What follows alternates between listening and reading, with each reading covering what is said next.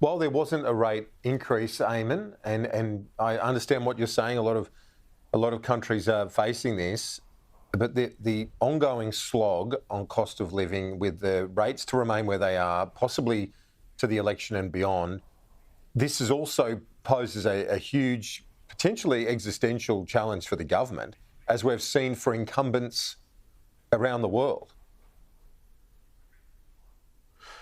Yeah, absolutely. But Australia is not immune. But when you look around, things are tough for a lot of people, but they're also tough in other parts of the world. I've just been with Jim Chalmers. I've just literally left him now. I got to say, he is a man who has cost of living and inflation and getting a good economic result for this country.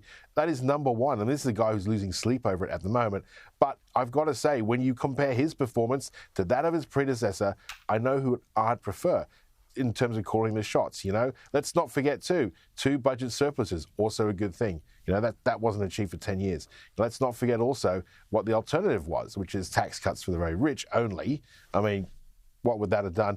Also, a $600 billion nuclear power plant. I mean, that would just wreck everything. So, you know, I think you've got to take into account there are political calls to be made and there's policy calls to be made and fiscal ones. And I think you're looking for a balance of all of those. And I think we're as close to it, given current global, circumstances.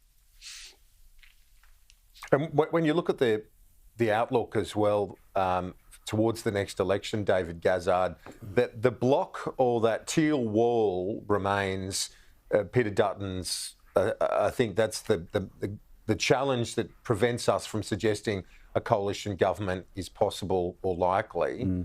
But do you feel that this cost of living issue, that this economic issue, the way it is, could help shift some of those teal seats even, potentially?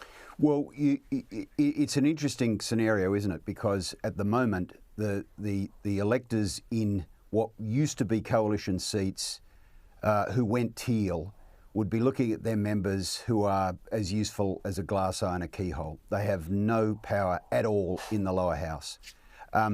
They'd be looking and seeing their investment portfolios, the cost of living, and going, well, we sent them a message last time, but really was it that effective? Now they may lock in behind those teals. Certainly polls show that the coalition needs to get its primary vote up.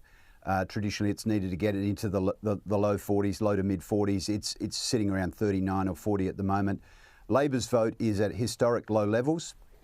It won their last election with the help of the Teals and the Greens on a primary vote of 32%. That's probably a little lower at the moment. So what we're looking at is the possibility of a hung parliament and the economic chaos and instability that brings. With a crossbench that uses its mandate in the lower house potentially to drive through a whole range of things, particularly with the Greens, that may not be so favourable for the economy. David Gazard, Eamon Fitzpatrick, we've got to move on. I appreciate it as always. We'll talk to you soon. Thanks, Kieran.